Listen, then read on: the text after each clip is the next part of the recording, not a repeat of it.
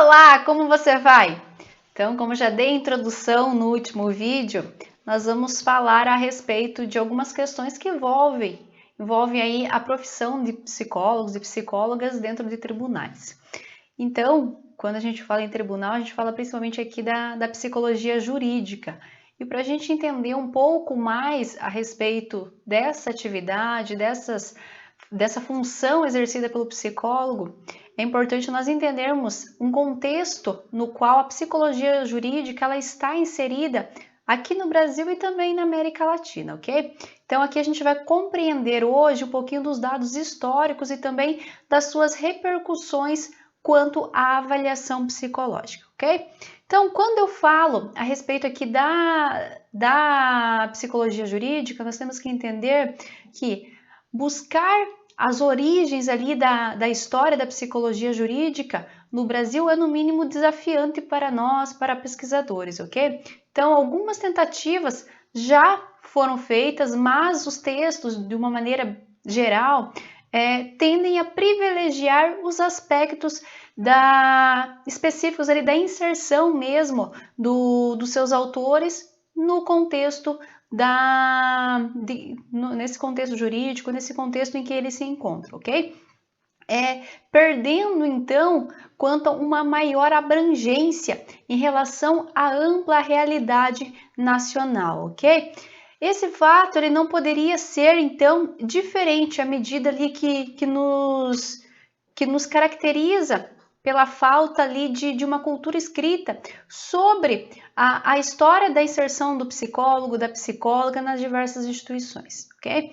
Assim, a proposta aqui da minha conversa com você hoje, ela não é de apresentar uma versão histórica dos fatos, ok? Mas a partir da revisão do que já vem sendo escrito, ok? Repensar os dados já colhidos, propondo então uma visão mais crítica de posições até aqui tomadas, relacionadas principalmente com a avaliação psicológica.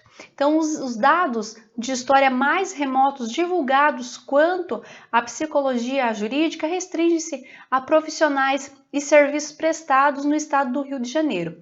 Nesse estado, a história da psicologia jurídica ela aparece vinculada diretamente ao surgimento da psicologia como uma área de conhecimento independente dentro das instituições universitárias e também da própria regulamentação da profissão de psicólogo. Conforme o Vilela, muitos foram então os profissionais estrangeiros e posteriormente os seus seguidores que produziram contribuições importantes nesse sentido, ok? Então, pensar ali a psicologia jurídica é pensar que quando alguns autores, né, alguns profissionais dessa área chegaram ao Brasil na década de 20, houve ali a criação do Laboratório de Psicologia da Colômbia, ou melhor, da colônia, tá, de psicopatas de Engenheiro de Dentro, que em 1937, então, foi incorporado pela Universidade do Brasil, que é atualmente a Universidade Federal do Rio de Janeiro. O Schneider, ele teve ali a formação inicial em Direito e depois ele dirigiu seu interesse à medicina legal e também à psicologia, buscando ali uma compreensão, então, e a discussão da personalidade do criminoso, do papel da punição e também a influência do sistema penal na recuperação ou não do delinquente. Mais tarde, o Miri Lopes, né, mais propriamente dito, em 1955, acabou editando no Brasil a tradução do seu livro, o Manual de Psicologia Jurídica, ok? Que foi um marco para esta área do conhecimento. Quanto ali, ainda nem a profissão de psicólogo, nem ainda a profissão de psicólogo era reconhecida. Então, conforme o Vilela, o professor Schneider, ele ingressou no Instituto de Psicologia no ano de 1941, quando esse instituto era apenas um órgão suplementar da Universidade Federal do Brasil, ok? Afirma aqui que naquela época, então, a psicologia, ela se constituía em saberes e também fazeres que se situavam principalmente nos campos médico, filosófico e educacional. O trabalho inicial desse professor e de tantos outros foi o de psicologista. Isso mesmo, em que a atividade então de aplicação de testes era a prática rotineira deles. Assim, no Brasil ou até mesmo em outros países, o estudo e a explicação do comportamento criminoso passou a se desenvolver simultaneamente com interesse ali nos estudos de laboratórios para estabelecer medidas de características de personalidade, sendo esperado que de alguma forma essas áreas se relacionassem e se influenciassem mutuamente, ok? Para o Vilela, o Schneider ele acabou destacando por não permanecer com uma visão exclusivamente psicometrista, ok? Ali para explicar então o crime. E ao continuar os seus estudos de psicologia, ele passou a preocupar-se com as influências sociais, culturais e econômicas da personalidade do criminoso. Além, é claro, de desenvolver atividades junto ao manicômio judiciário, ele destacou-se pelo interesse nas atividades docentes e após a regulamentação da profissão de psicólogo, ele passou a atuar em inúmeros cursos de formação, nos quais sempre procurou inserir nos currículos a disciplina de psicologia jurídica, ok? Na Universidade Estadual do Rio de Janeiro, conseguiu que essa disciplina fosse inicialmente oferecida então no curso de graduação e posteriormente foi anexada ao curso de especialização em psicologia clínica, mais propriamente dito em 1980. Caracterizando ali uma área de concentração denominada psicodiagnóstico para fins jurídicos. Já em 1986, esta área tornou-se um curso independente, desde então ligado ao Departamento de Psicologia Social. Essa trajetória dos psicólogos, iniciando as suas atividades em instituições jurídicas da área penal, parece repetir-se então com certa semelhança na maioria dos estados do Brasil. Em São Paulo, então, conforme o SAF, no ano seguinte, a regulamentação da psicologia, das 9 unidades prisionais daquele estado, 3 contavam com o setor de terapêutica criminal, onde eram realizadas provas psicológicas, ou seja, perícias, ok? E a partir da década de 1970, com a crescente preocupação em relação a um trabalho de maior valorização humana e reabilitação, o psicólogo passou a se fazer parte das equipes de perícias criminológicas. No ano de 1978, ocorreu então o primeiro concurso público para psicólogos no Instituto Oscar Freire, pertencente ao Departamento de Medicina Legal da Faculdade de Medicina da Universidade de São Paulo, cujos selecionados passaram a fazer parte então do Instituto de Medicina Social e Criminologia de São Paulo, que é um órgão responsável pelas perícias cíveis e criminais, ok? Sá, na introdução ali do seu livro, intitulado Criminologia Clínica e Psicologia Clínica, afirma ter mais de 30 anos de experiência na qualidade de psicólogos clínicos junto ao sistema prisional, ok? E iniciou as suas atividades na área da psicologia jurídica em São Paulo, ainda na década de 70. Já no Rio Grande do Sul, o início das atividades relacionadas à psicologia jurídica na área criminal ocorreu junto ao manicômio judiciário.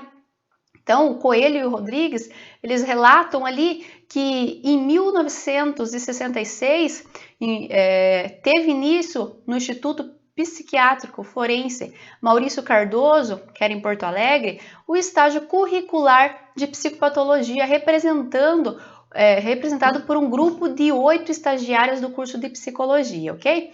Já no ano de 1974, 11 psicólogas já trabalhavam nessa instituição, tá? Então, o Fernandes ele vai relatar ainda que nas demais casas prisionais o trabalho também iniciou ainda na década de 60, sendo o papel do psicólogo mais valorizado no Instituto de Biotipologia Criminal, que era a instituição responsável pelas avaliações dos presos solicitadas em juízo, ok?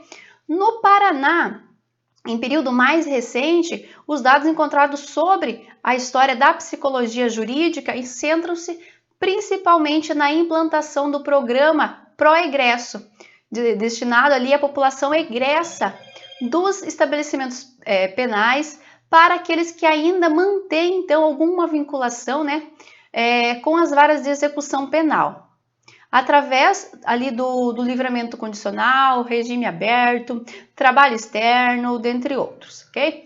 E esse programa, ele teve origem em Londrina, por iniciativas de um promotor de justiça, ok? Curioso, né? Você sabia disso? Pois bem, ali incluindo apenas pessoas ligadas à área do direito, ok? Em 1977, o trabalho foi ampliado e passou a denominar-se Projeto Temis, estendendo-se a várias cidades polo do Paraná, quando passou a contar com o apoio, então, das instituições de nível superior, inclusive da psicologia, tá? O que a gente percebe aqui? Que em cada estado do Brasil, a psicologia foi se colocando devagarinho e de uma forma diferenciada. No entanto, ganhando então espaço, ganhando importância e destaque em cada uma dessas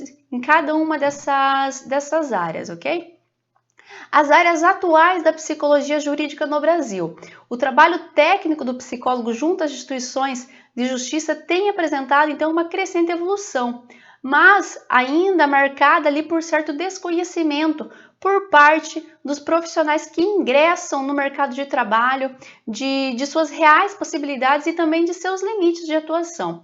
Um fator determinante aqui para essa situação seria a falta de preparo desses profissionais durante a sua formação acadêmica. São extremamente raros os cursos de graduação em nosso país que ofereçam algum tipo de disciplina eletiva ou curricular que discuta a relação ali da psicologia com a lei. Okay? Exigindo então que os profissionais busquem a sua formação complementar em cursos de extensão ou até mesmo especialização universitárias ou por assessorias diretamente montadas para o exercício da profissão, ok? Então, com o objetivo de analisar as áreas de atuação do psicólogo brasileiro na relação de sua prática com a justiça, faça uma pesquisa ali sobre trabalhos que versavam sobre essa temática entre aqueles apresentados, então, em alguns eventos, ok? E nessa pesquisa, principalmente trazida ali e organizada pelo Conselho Federal de Psicologia, registrou-se 50 estudos ligados à área da psicologia jurídica, ok? Em sua grande maioria, desenvolvidos por instituições de ensino privadas ou estatais. Observaram-se alguns centros de referência com projetos amplos e integrados com várias instituições da comunidade. Por exemplo, a Pontifícia Universidade Católica de Campinas, tá? São Paulo, a Universidade Estadual do Paraná, em Maringá, a Unicentro Newton Paiva de Minas Gerais, ok? E ainda que muitas instituições tenham surgido após o ano de 2000, cabe aqui salientar as áreas em que os estudos puderam então ser organizados, de forma a caracterizar o trabalho do psicólogo jurídico em nível nacional. E as atividades apresentadas por psicólogos jurídicos lá na primeira Mostra Nacional de Práticas em Psicologia. Então, sendo organizada ali a psicologia policial, tá? Que é a civil-militar, a psicologia jurídica junto à infância e juventude, a psicologia jurídica junto ao direito de família, a psicologia penitenciária, a psicologia do testemunho, a psicologia jurídica e vitimologia, ok? São todos conteúdos, todas as áreas de atuação nossa. Quando nós pensamos essa área, quando nós pensamos essa atuação, nós temos que compreender também, ou pensar, refletir, a respeito do futuro da psicologia jurídica aqui no Brasil. Então, a área da psicologia jurídica ela tem se mostrado uma das mais promissoras dentro da psicologia no Brasil, com um campo aberto a novas propostas de ação e também de investigação.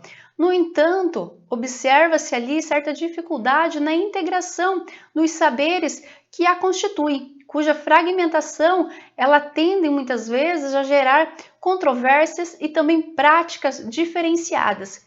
E esse fato não pode ser considerado uma característica privativa da psicologia jurídica, ok? Mas, antes, reflete a situação atual da psicologia como ciência, que tenha ainda seu objeto de estudo questionado por estudiosos e pesquisadores. Então, pretende-se aqui abordar apenas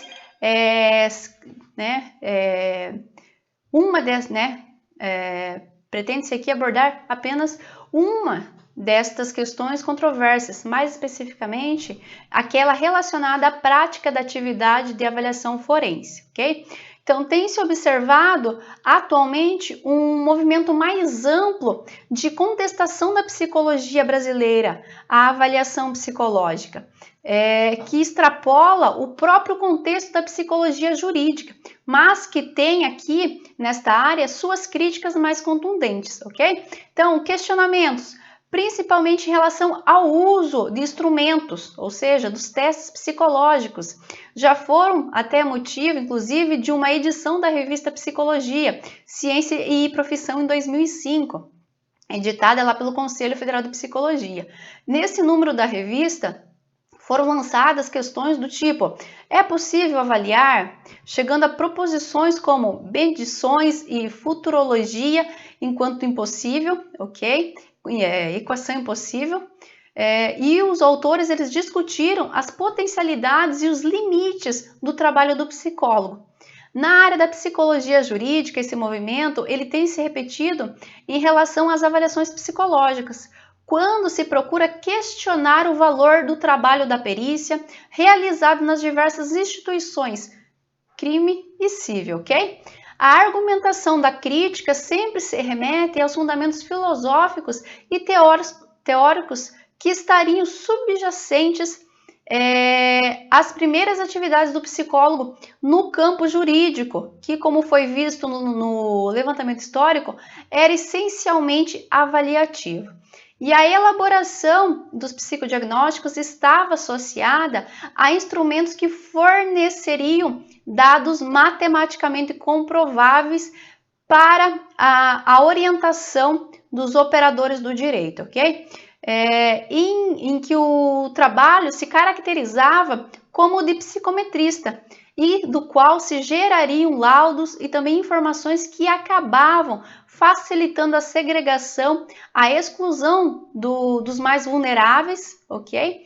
E nessa linha de pensamento, textos têm sido escritos procurando salientar a importância de que os psicólogos jurídicos ultrapassassem a prática pericial para buscarem atividades que promovam a possibilidade ali de abordar questões da subjetividade humana, as particularidades do sujeito e das relações nos problemas psicossociais, ok? Profissionais que vêm trabalhando atualmente no campo da avaliação psicológica, na área jurídica, têm procurado contestar essas críticas, salientando a importância de seu trabalho como uma via de expressão da subjetividade dos sujeitos envolvidos no processo judicial. Sem a avaliação psicológica, dificilmente essa subjetividade chegaria aos autos processuais, ok? As diferenças nos posicionamentos dos profissionais parecem estar baseadas em concepções de avaliação diferenciadas. A pergunta que permanece subjacente é: de que processo avaliativo está se falando? Daquele realizado anteriormente por profissionais denominados psicometristas ou de uma avaliação compreensiva contextualizada do sujeito? A discussão, como tem sido posta por muitos profissionais, apresenta-se de forma dicotômica quanto ao uso do processo de avaliação retrógrada, enquanto as atividades não avaliativas, como mediação, aconselhamento, orientação e prevenção vinculadas a uma perspectiva de vanguarda na construção da prática da psicologia jurídica, ok? Concorda-se com os críticos da atividade avaliativa de que os psicólogos não podem tornar-se juízes ocultos, realizando ali verdadeiras sentenças em seu trabalho. Contudo, o que se discorda é que essa avaliação psicológica, por concepção, se constitua nessa sentença, tá? Estigmatizando aqueles técnicos que dela fazem bom uso. Então, algumas considerações a respeito da realização do processo de avaliação psicológica na área jurídica devem ser apresentadas, ok? À medida que esta ainda se constitui em uma das demandas mais significativas dos judiciários. Então, primeiro, a atividade de avaliação forense atual é extremamente ampla, envolvendo temas muito distintos e não pode ser comparada ao trabalho inicial dos psicometristas, ok? Como foi descrito anteriormente sobre os fatos históricos da psicologia jurídica. A avaliação psicológica na área jurídica pode ou não utilizar instrumentos psicométricos ou projetivos, que são os testes, que se constituem apenas em elementos auxiliares ao diagnóstico. Então, da mesma forma, quando se utiliza a palavra diagnóstico, principalmente no contexto forense, não se está referindo necessariamente a uma entidade nosológica, mas a uma compreensão psicológica mais ampla e aprofundada do fenômeno que nos foi apresentado, ok? Um segundo aspecto a ser citado diz respeito à evolução do próprio sistema jurídico. Então, em um trabalho anterior do Rovinski, foi escrito em 2006, discutiu a evolução ali dos propósitos da avaliação psicológica no contexto jurídico, demonstrando o quanto ela pode ser fundamental para a garantia dos direitos humanos, ok? Com o advento da Constituição Brasileira, em 1988, formalizou-se o conceito de dano moral, que abriu a possibilidade de ressarcimento financeiro a pessoas lesionadas em seu patrimônio psíquico, ok? Nesta situação, o psicólogo tem a possibilidade de levar aos autos do processo judicial a realidade psicológica da vítima, que, além de então, poderia passar despercebida e deixar desassistidas essas vítimas em relação a uma perícia que retrate suas necessidades e impedir que se reivindiquem os seus direitos, ok? O que se quer demonstrar não são apenas as mudanças no fazer da avaliação psicológica, cuja exigência em relação ao psicólogo é a de que seja realizada dentro de procedimentos técnicos e éticos que não ultrapassem as potencialidades atuais do conhecimento psicológico.